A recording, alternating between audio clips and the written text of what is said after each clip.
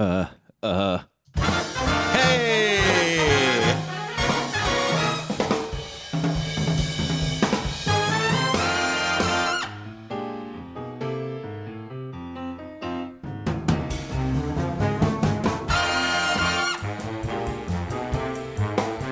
All right. Shit. I don't know how to turn this down. Fuck. Is this it? Okay. Hey. Welcome to Effin Rager. It's Monday night, which is 8 p.m. I am very thrown off my game today. Ned's not here yet. Ned will be here soon. He's doing a project right now. Everyone in the chat, I'm relying on y'all to let me know if things are looking and sounding good. I think they're looking and sounding good. I think. Hey, it's me. It's Connor. Just for now. Ned will be here soon, and then once Ned's here, we'll bring our guest on, or maybe I'll bring the guest on if Ned's running late. I'm not really sure yet. It's been a bit since we've done a show. I'm all fucked up. I'm all fucked up doing this and haven't even started drinking. Waiting until Ned gets here to have our show beers. Yeah, so it's been some time since we've done the show. We were out last week and we've been doing, every other week for a little bit. No real reason. Just, sometimes we're tired. Sometimes we're sick. Sometimes we just got shit going on. I was out of town last week. Saw old friend of the show, Jade. Flew out to North Carolina for my birthday. I'm now 32 years old. I got some pretty cool gifts. Ned got me Mario Kart Live Circuit, which is very cool, but we only played for it a little bit until we realized we need to clean the house because it just picked up a bunch of hair and dirt, and that's pretty gross. What else? Oh, Maria Hegg, friend of the show, very good friend of the show, got me Evangelion crawfish. It was on my Instagram, and I'm going to go get it real quick.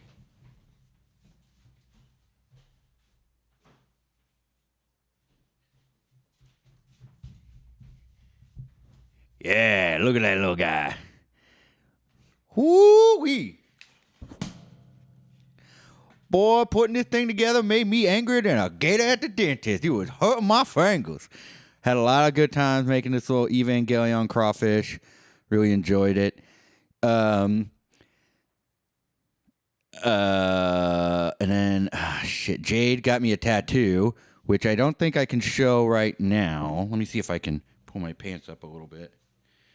Yeah, okay, hang on. Yeah. Let me see if I can get a zoom in on that. Oh, fuck.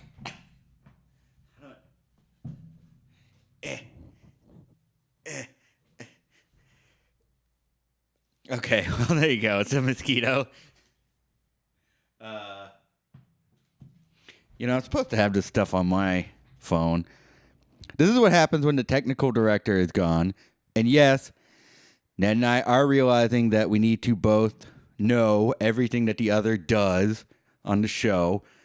So I need to know how to do all the technical stuff. Ned needs to know how to book people and interview people, which I'm now realizing one of these jobs is not like the other. One of these jobs is much more difficult than the other one. Hey, Necromancy. Hey, Ruth. Hey, Ho for Horror. How's everybody going? How's everybody doing? How's your day going? How's everyone's Valentine's? I'm so fucking out of breath. Did everyone have a good Valentine's Day? I know there are a couple people in the chat who have some sweeties. Did everyone get to see their sweeties? Let's see, 13 viewers. All right, so there are 13 of y'all watching me drown alive. Great. What do all these things do? Let's see. I got to connect. Let's hit some of these buttons that Ned gave me, huh? How about that? Hey, stop. I'm fucking it up. Don't applaud for me. Let's see here. Oh. Should have modified this one. Should have modified it so it says Connor and not Ned, or just Connor. Kelly got you roses. Oh, that's really sweet. That's really, really nice. I went out to a very fancy Italian place in Asheville, North Carolina. Jade took me there for my birthday dinner. Had a really nice time. There were some people sitting next to us that, if you don't know anything about Asheville, it's kind of like a smaller Austin, Texas, but with a lot less diversity. And as a friend of the show who I don't know wants to be named, he put it as like, it's a town where everyone's just perpetually on vacation, which is very true. There are a lot of people, there are a lot of really small stores that are just like, everything's so expensive, you got to ask yourself, how the hell is anyone being able to afford any of this stuff? Like, price-wise, Asheville is about the same as Houston. It's just there's way less job opportunities, so that creates this different kind of wage disparity, an income gap. Class divide, blah, blah, blah, blah. So, yeah, we went to this really nice restaurant, and the people sitting next to us, like, for us, it was a treat. But the people sitting next to us, it was just, fucking Monday night. And I guess it was Valentine's, so maybe it was a fancy date.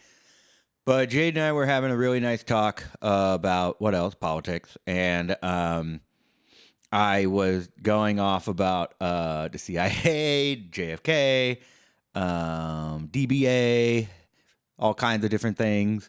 Just spouting my tinfoil hat stuff that I don't really normally talk about on the show. Just saying stuff like, these people are goblins, folks. Like, that going off. And the people next to us were not having a very good time hearing us because it was, small tables kind of bunched together. And they wanted to push their table away from us. And that was interesting. That was a funny thing to see the waiter just come out and move their table over. Just because, I don't know. I was dropping some truth bombs. I guess they didn't want to hear it. I was saying some shit about this Ukraine mess that's going on, which I might have to eat some crow on, given some events that transpired today. We'll see. I'm holding out hope. I've realized I'm much more afraid of admitting I'm wrong to my lib friends than I am about a potential war, a global war, which surprised who knows me is surprised that I'd much rather be right than in peacetime. So that was interesting. And on my way out, I had a big puffy jacket. Maybe those diners worked for the CIA. Maybe they did. Maybe they were, in from Virginia, where a CIA headquarters is, D.C. or something. Langley. Yeah, they were in Langley, and they came down and just wanted to get a nice pasta dinner with some big old lobster claws. And then, so I put on my big puffy jacket and accidentally knocked everything off their table. And we literally ran out of the store, or the restaurant. I just said, okay, sorry, enjoy your night. And we just ran right out the restaurant, ran up the street until we were out of sight. And we laughed and laughed and laughed and laughed. Oh my God, we laughed. Pretty fun time. Pretty great birthday, not going to lie. I really genuinely did enjoy my birthday there. And while I love Jade, Jade is definitely one of my best friends, I'll say this. I missed Houston. I missed Houston a lot. I've, over the past year, 2021, really, I just really struggled with what is my place in Houston? Do I belong here anymore? Like, do I want to stay here? And a few events had transpired, including the passing of our friend and friend of the show, Austin Havocan, rest in peace. And this trip that made me realize, like, oh, this is my home. My friends, every guest that comes on this show, every person I meet here, even if they're just like pieces of shit, this is my home. I feel very comfortable here. And yeah, when you go out of town, sometimes it's like really depressing to leave or to like end a vacation. But boy, howdy, by the end of Monday night, my actual birthday, I just wanted to be home. And more importantly, I wanted to be with my friends. I wanted, like, if it would have been nice if there was a knock at the door and Jade is like, who could that be? And she opens the door and it's just all of our fucking friends come in. Like, Connor, we surprised you. And the fact that none of y'all did that, I'm very upset about it. But whatever. What are you going to do? And that's pretty much it. That was my birthday. I think Ned had a pretty good day with Candace for Valentine's. I think they made a lot of food. He's missing his chance to talk about it. I can tell you that much. Because I'm going to be calling our guest here in a couple minutes and anxiously awaiting for Ned's arrival, Ned's return. Let's see. You don't need no Goat-Tex puffer in Houston. That's true. There were a couple days where I wore the new jacket I got because it was ridiculously cold. I imagine, we're getting that Arctic blast sometime this week. So I imagine I'll be wearing that a couple times, especially once the sun goes down. Ned, I will still listen if you want to tell us what y'all cooked for Valentine's Day later. I'll let him know. And then we'll get some cool stuff going on that regard. Maybe we'll have like a Effin Rager Nights or some kind of a Patreon exclusive. But we don't have a Patreon. We have a Venmo. We do have a Venmo. Well, this sucks. This reminds me a lot of that time that Ned had to host a show by himself for 10 minutes. And I'm now at the 17. So I think I am going to try and bring on our guest. Is this a bad angle covering up my mouth? Should I just do like this? Does it sound any different? It sounds a little different in my headphones, but y'all audience members, let me know if it's like good, bad, if I need to speak more down, more up, because I don't want to like cover my face. Because this is like why people tune in. Sounds okay. Cool. All right. Oh, fuck me. How do I? Okay. I'll be right back with our guest.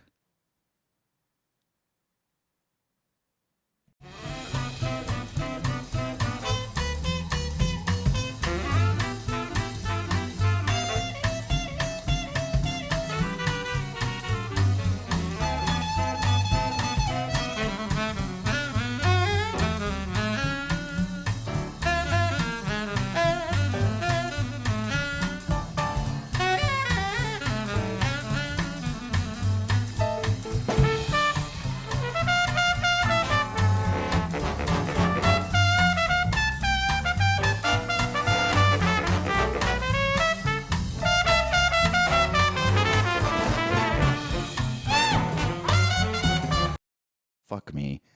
This is so... All right. Hey, guys, I'm back. And here is our... Oh, no. What the fuck am I doing wrong? All right, wait. Oh, wait.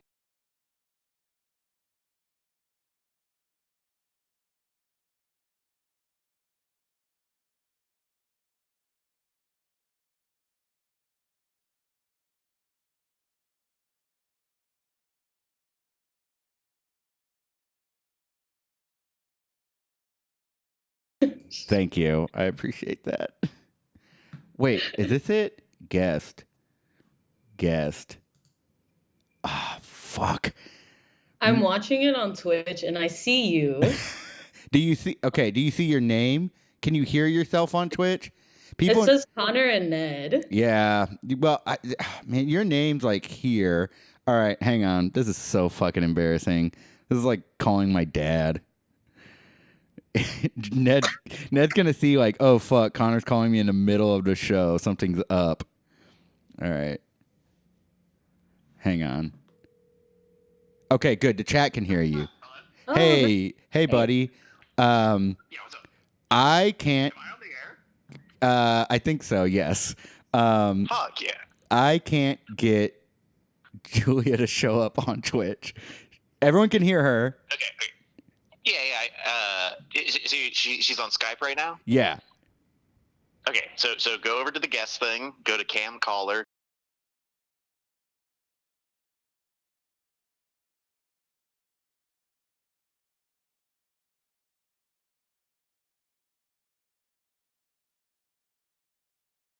Is. Hey, I did it. All right, bye. Come home soon. Okay. Hey, your guest tonight is a fantastic storyteller, comedian, and performer. You've seen her around Instagram. You've definitely seen her on one of my shows at least. Please give a warm welcome to a guest that it's been too fucking long since we've had him on, Julia Serrano. Hey, Julia. Yay. I can't find the audience button. This is why we need two people. Hello. Hello. So, how's it going? How are you doing today? Pretty good. This is the first time I've talked to another human, so that's nice. All day? I mean, I've been like talking to friends, but not actually like hearing somebody's voice, you know? Okay. Like texting. Or are your friends not human? You just don't consider them human beings? They're just raccoons. I just throw carrots at them. No wonder you have so many friends then.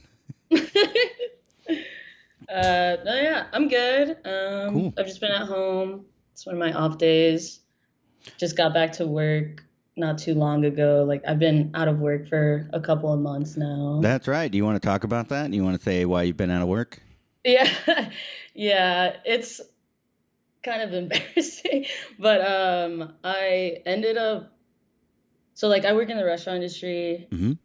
In a place that is dinner only. Mm-hmm. And I'll get off of work like after midnight. So I'm usually up late, whatever. And I was trying to take a shower at like 4 a.m. And it was like as soon as I stepped in, I just like slipped, busted my ass, landed on my wrist, and it just like completely broke. It was fucked up. It was bad. God. It was bad. It was like 2 days before Christmas. Was that the first time that you broke a bone? Yeah.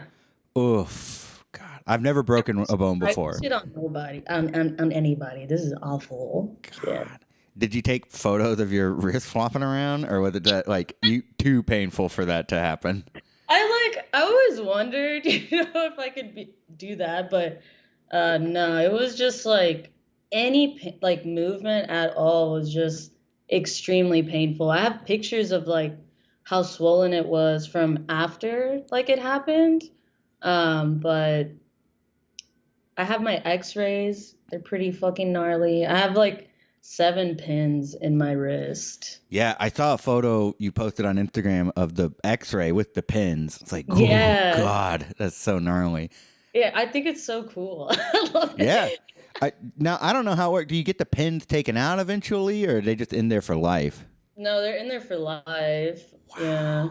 Because it's like, so basically like the bone broke and the pins are what held it in place so that it can heal. And like I can do, like me doing this is a flex, like, and it's not at all. But like, I'm like, look at this mobility, It's, but it's fine. God. So you were like 2.5 months or something. okay, but so now everything's kind of better, I'm assuming. It's better. It's Okay. definitely better. Like the fact that I don't have a brace on and that I can like even do this is like really great. I just went back to work, which is not great. Like I never want to be at work. And it's a good job, like I have health benefits and I really love all my coworkers and stuff, but it's like I don't dream of having a nice job. I dream of like smoking weed with my friends. Like Yeah. just spending all my money on food and shit. God, that's ideal. I'm currently in between jobs right now. I'm going to be starting working in March, and it's this weird mix of like unemployment really sucks, like being unemployed because I'm not on unemployment, but having to go into work sucks way, way more. It fucking blows. God. So you were saying that you're working in the restaurant industry. Now, I know you've been working off and on during the entirety of the pandemic. Yeah. How has the job changed and how have the customers changed? Um, I feel like people are like in general, they're just more feral. Like they're just there's like this general disregard for like other human beings. They're just like it's so weird. 'Cause like so when the pandemic happened and like everything closed that like first, week in Houston and like Texas, I was out of work for like 2 months, Oof. and then they ended up calling me back and were like, "Do you want to come back to work?" And I was like, "Sure," because I just didn't know how long it was gonna last, and I was just like didn't know how long unemployment was gonna last, even though unemployment was like way better than working. So I just went back, and it's been weird, like going back to work during the beginning of it, like those first few months, everybody was very understanding. And then once everybody was like tired of it, like the next like 6 to 7 months, it was like this really weird rage where it's like as service like industry people, we had to like check adults, and it's like we're getting paid not great money, like we're risking our lives, and then you just have Heights people that found like a unique way to be shitty during a pandemic, which is like very impressive, because they've always been awful, but Yeah. like, In the middle of it, you just gotta tell an off-duty cop to pull his mask over his nose, and that fucking sucks. dude, there was straight up a cop that would come in every day and nobody would tell him shit when they made us tell like every other employee, or not employee, but like guest, customer, whatever. I remember there was one day Slim Thug came into the counter service place I was working at, and he didn't have his mask on, and I was at the first register, and I was like, "Oh, I'm about to tell Slim Thug to put on a mask to get the fuck out." And my manager sees that he's coming up without a mask, immediately tells me to like, like I can go on break, like that he'll take care of it. And I was like, "Oh my God." So I waited for him to like finish taking his order. And then I went up to him. I was like, "Were you too scared to tell Slim Thug to put on a mask?" He was like, "I didn't even notice." I was like, Oh "Okay." my God. All right. Wow. I definitely the most I had, I'm still kind of like bound by an NDA, but the most I had was just like a really difficult actor just knocking on the window. I was like, "Oh, I can't do nothing. You got to put your mask on. I'm not going to let you in." Oh And it my was a lot of attitude. And the moment they came in, it was just taking the mask right back off. Like, all right, that's fucking sucks. Yeah.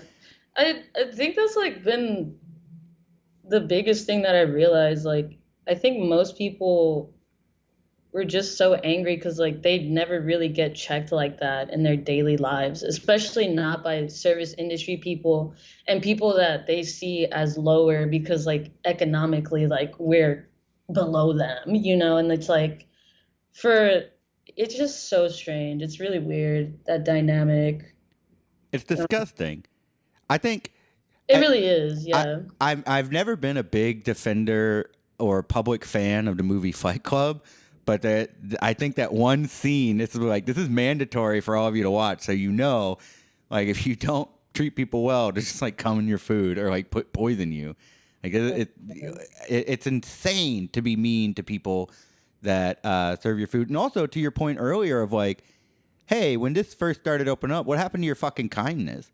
What happened to Yeah. this There's understanding like, we're all in it together? like service industry workers, nurse, like healthcare workers are like fucking heroes, and then it quickly turned into like, "Oh, y'all are fighting, ruining my life. Like you're a fucking tyrant. I don't even know." Like all this shit where Yeah. it's like, okay, like you were tipping me like $40 for your $15 banh mi, like not even like 3 months ago, and now you're like fucking fuming at the mouth because we're telling you to put a fucking mask on to just order your food and then literally take it off when you sit down. It's like those people are just, it's entitlement to like Yeah.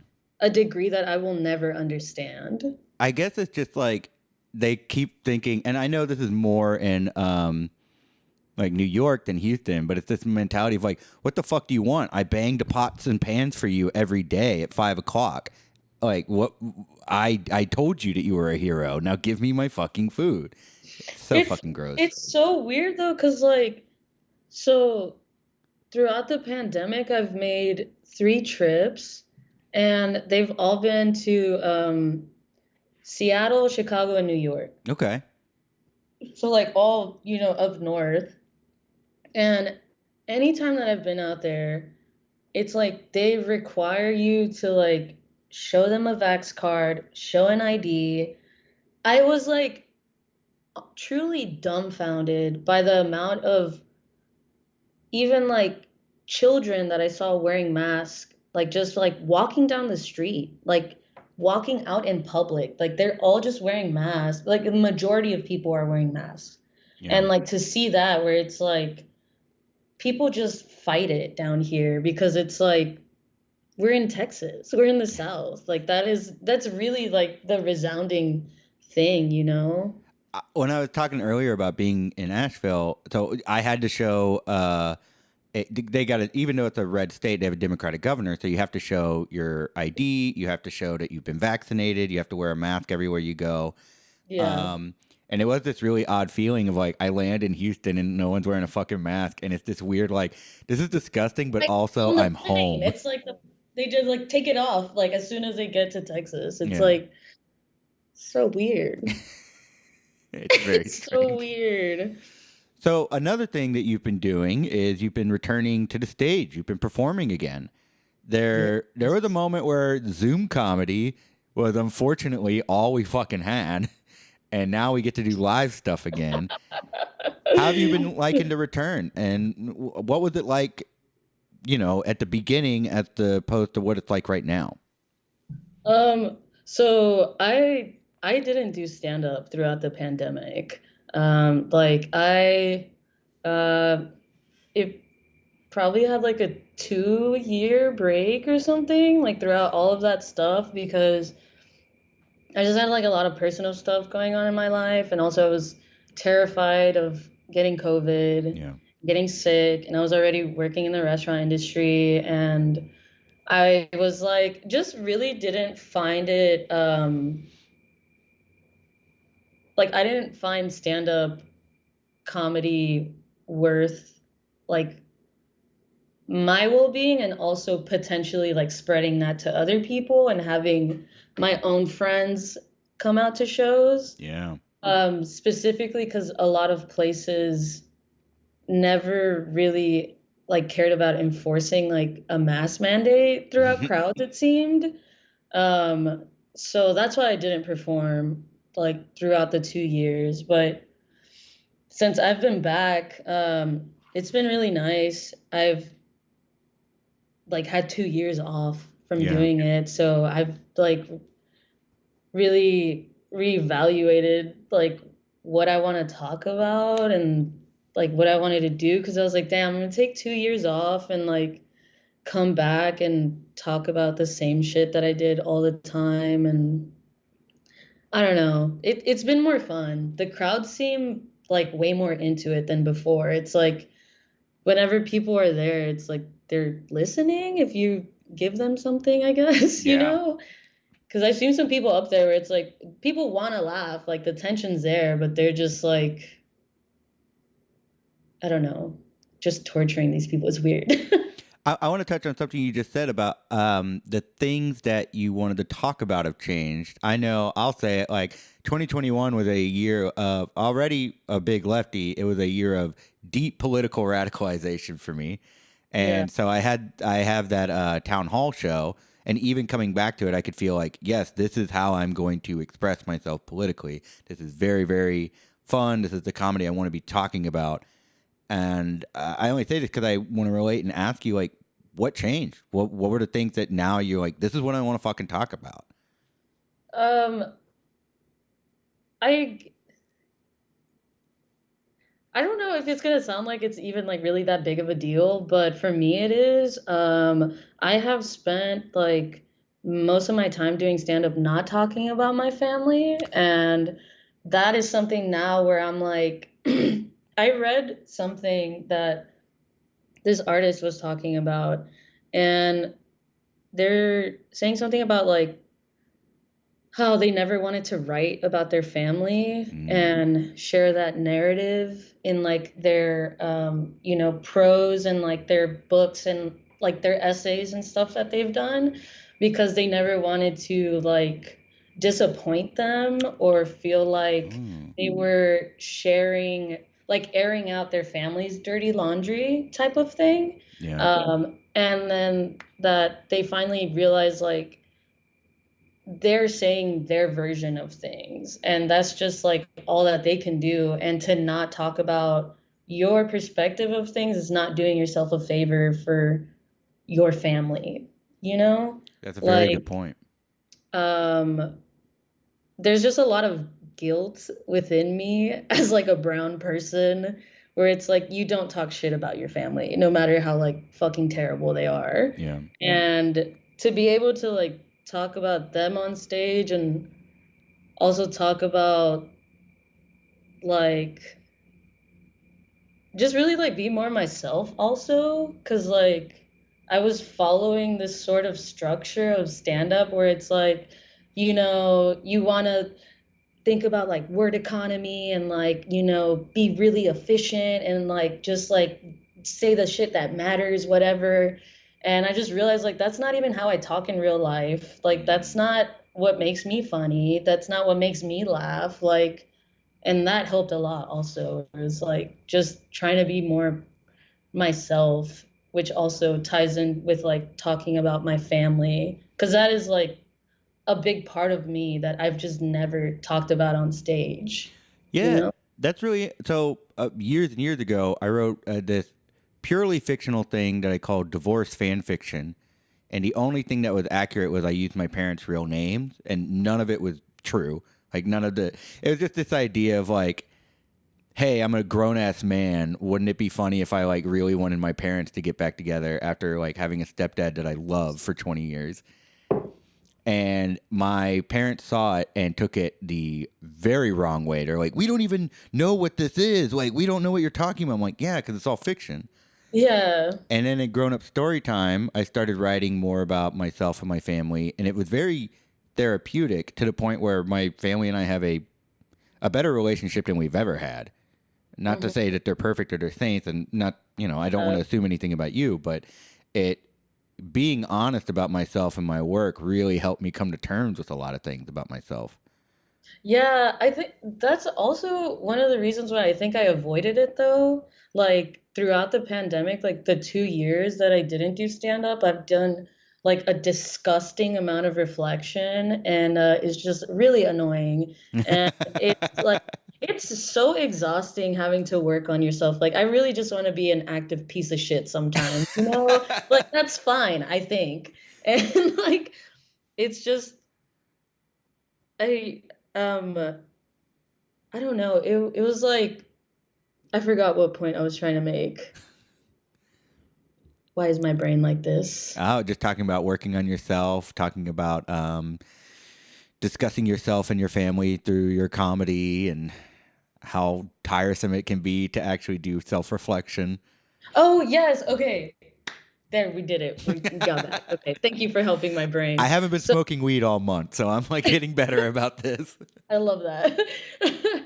My brain just goes off in fucking crazy ways. But I never wanted to talk about my family before because I knew that I couldn't remove myself from it. Like it was so painful. Yeah. Like actually thinking about it and like writing those jokes and thinking about saying them on stage. Like I never wanted to be up there talking about like my mom and dad didn't love me or hug me. Haha. Like, and now it's like I've had the time to be able to see like what my family dynamic is, accept them for who they are, feel the range of emotions that I feel about it, because it's not like I feel good about it or bad about it's like a lot of things. Yeah.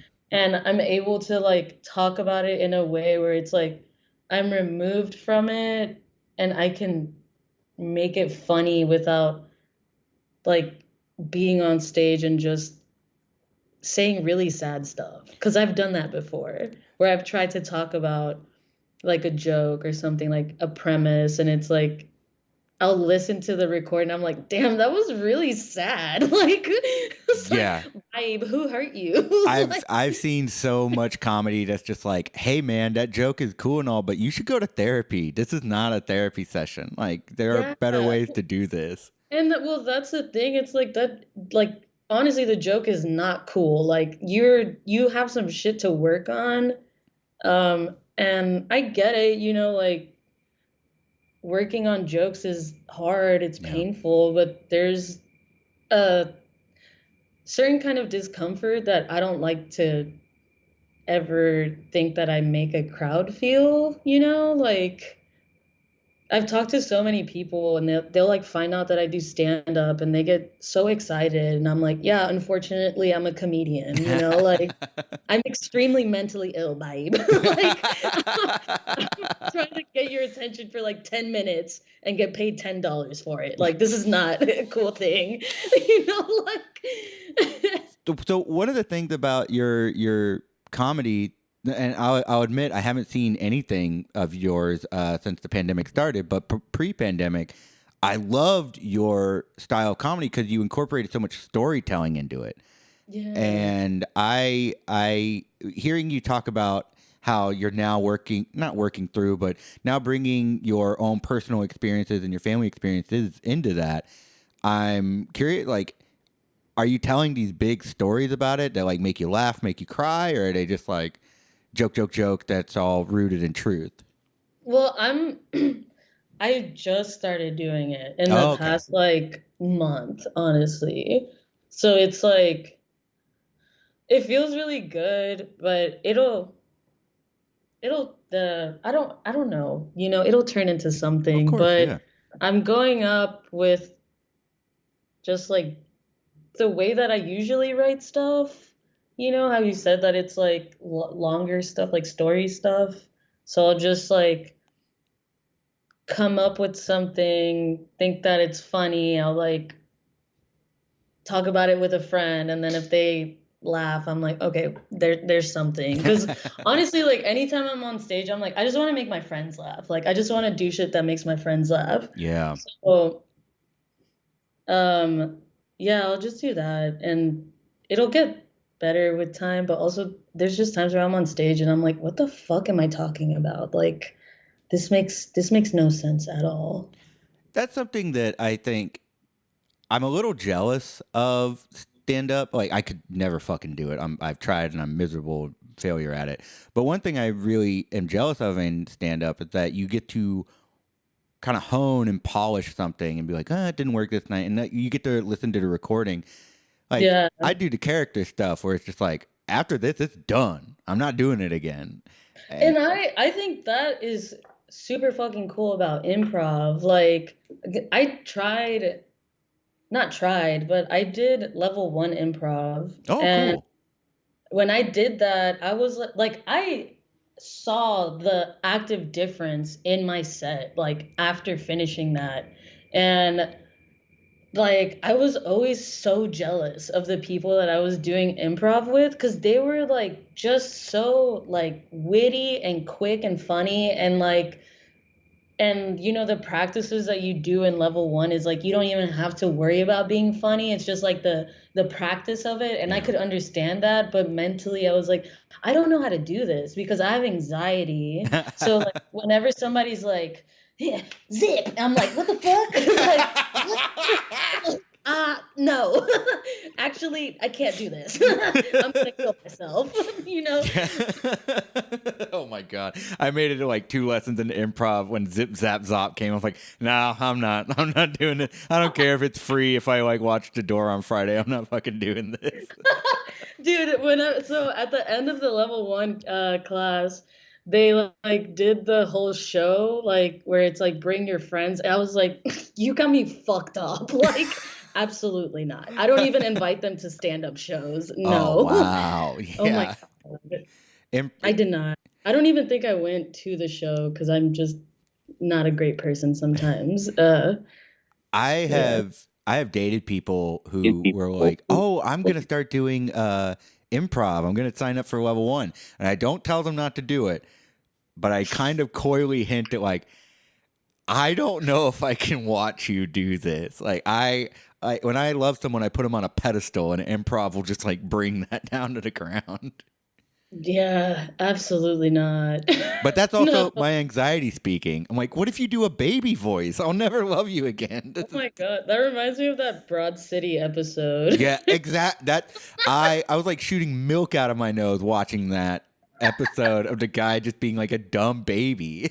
It's a Dude, nightmare. somebody, I don't know. I was saying something about improv, or no, a friend of mine was saying something about improv, and then we were just talking about it, and they were like, I gotta say, I was really expecting you to shit on it because that's what stand-up comedians do. And I was like, I don't really feel that way about improv because I think that seeing anybody try to be funny on stage and not doing it is disgusting. Like, it doesn't matter if it's a team effort or you're by yourself. It's bad. It's Oh, bad.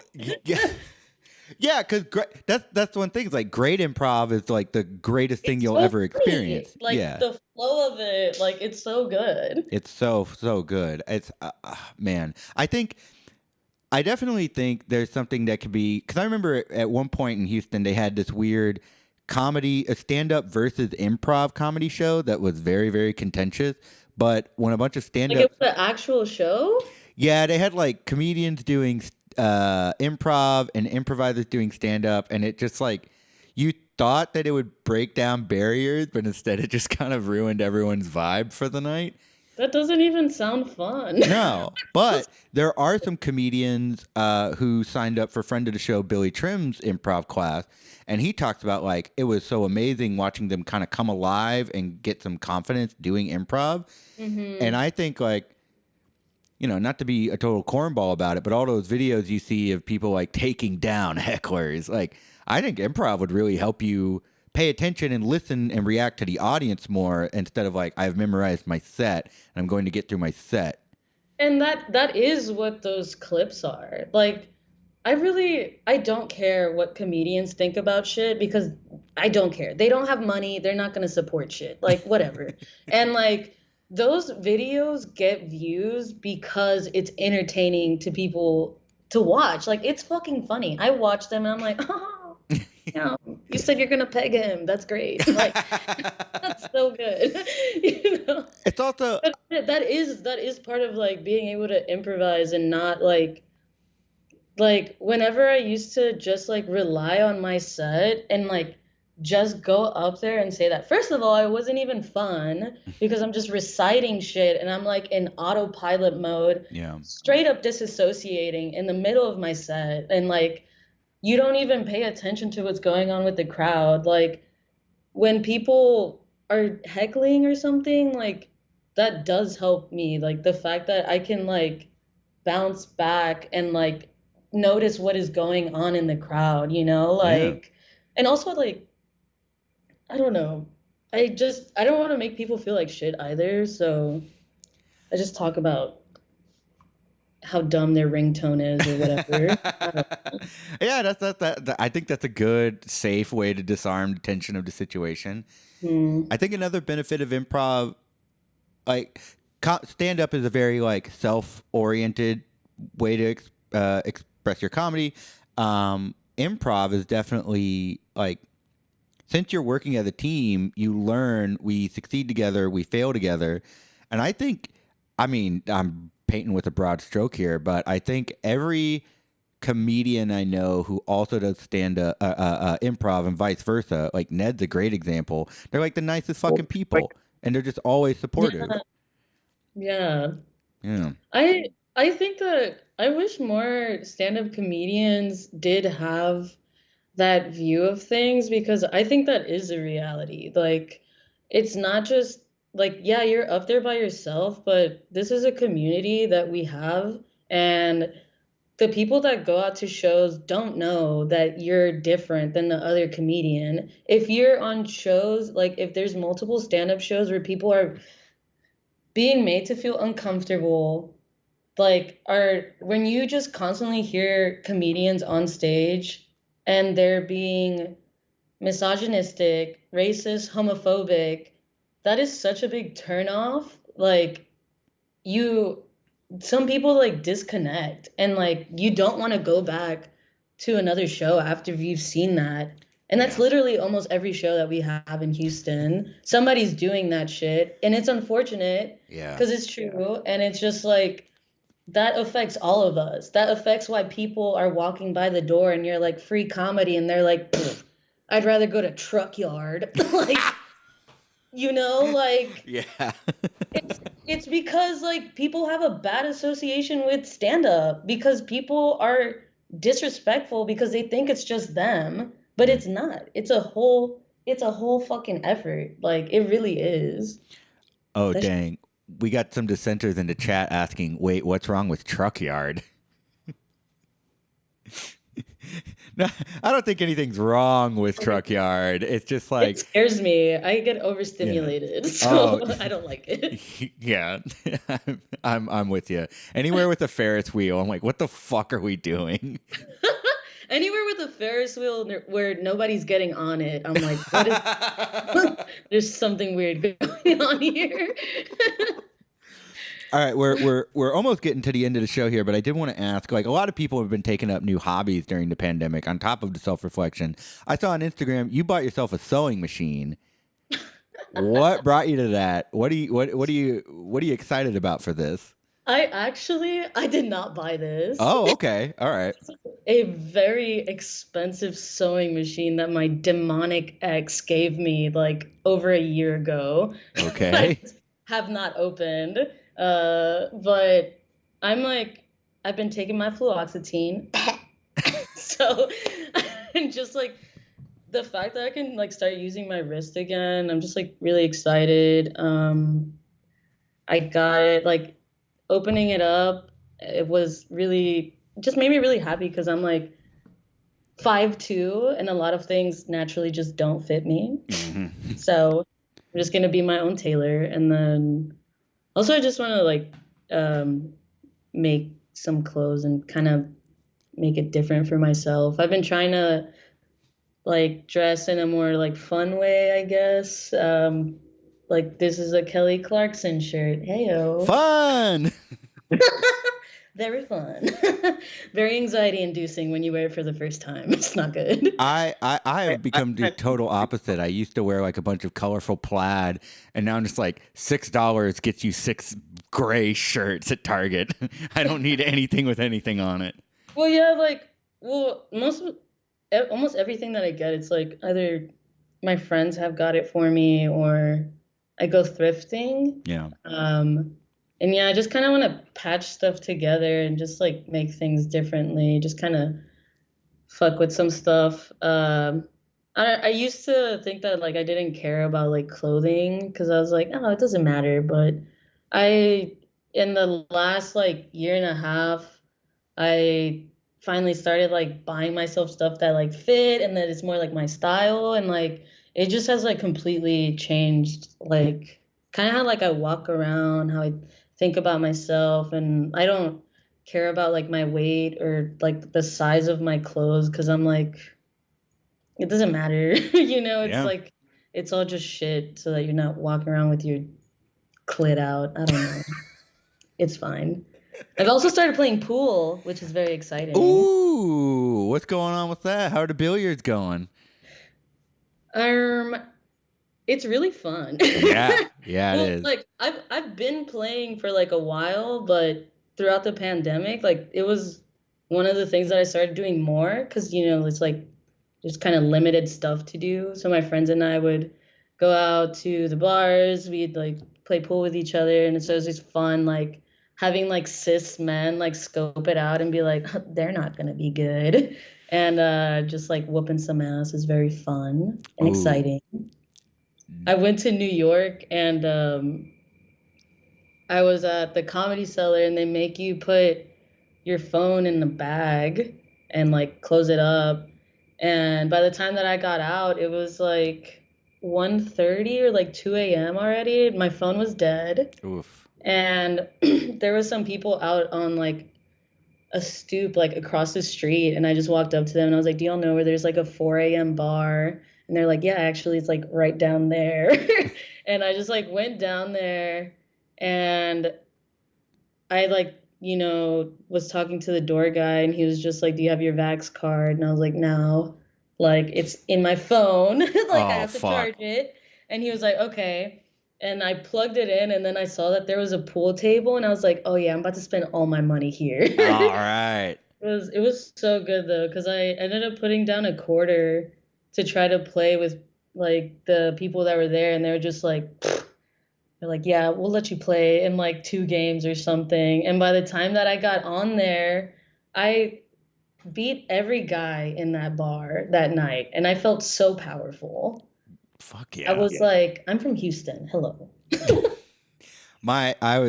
We had a pool table in our house growing up. My dad and my uncle both like hustled in pool to just like get beer when they were teenagers.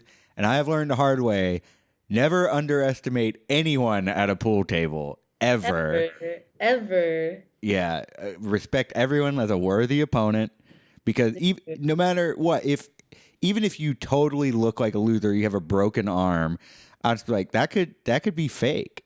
They just pull it off. Yeah. Or even then they're like, you think you're great? I learned how to play pool with like literally one hand tied behind my back. I can do this. Like, let's fucking go. Oh my God. All right. We're at the 56th and I have to. All right.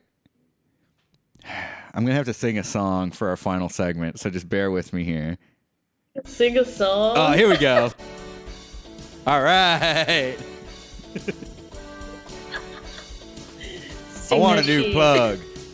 Tell us what's going on.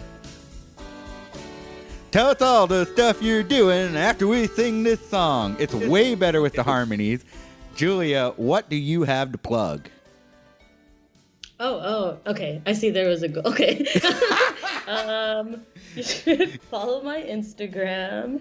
It's Cold Chili Cheese, and I post about my shows on there. I'm trying to start like a subscription list, so send me your emails if you want. Hell also, yeah.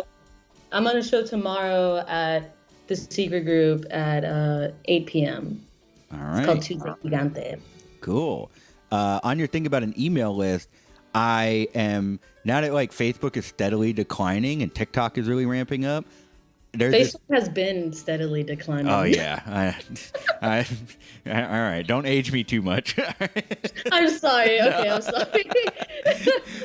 It's just really, I'm seeing this revival of people like, I'm getting a Substack. I have a newsletter. Yeah. Websites are going to start coming back. Yeah. I'm excited for the new future of the internet. Dude, it's so great. It really is. It's fun to see that things are going back to stuff that older comedians are like, "Why the fuck would you do this?" And it's like, what you're doing now isn't working. So yeah. I don't know what to tell you. I hate promoting on Instagram, so I like went flyering, and we got strangers. If I post on Instagram, it's just gonna be the same. No offense to my friends and loyal followers, but it's just like the same people are gonna come in. Yeah, I feel that. I remember seeing like, or listening to this podcast where they were talking about like Ali Wong, like having a newsletter, like a subscription thing, an email list, where she would like post about her shows, and that back then when she was doing it, like people were like, "Why would you do that? Like MySpace is here," and like like. It's really cool to see like what really works for some people, what doesn't work. It's like when you talk to people that are actually going out to shows, you can figure out what they would like to use, I guess. Yeah, absolutely. Yeah. All right. Well, any parting words for our audience? I don't know. Give Connor money. Fuck yeah. My Venmo is at Connor Clifton. But you can send it to at Effin Rager, and I'll show that Venmo in just a second here. Julia, thank you so much for coming on to the show. We cannot wait 2.5 years to have you back on next time. And yeah, I guess we'll talk to you next time. Thanks for listening. We'll see you next week.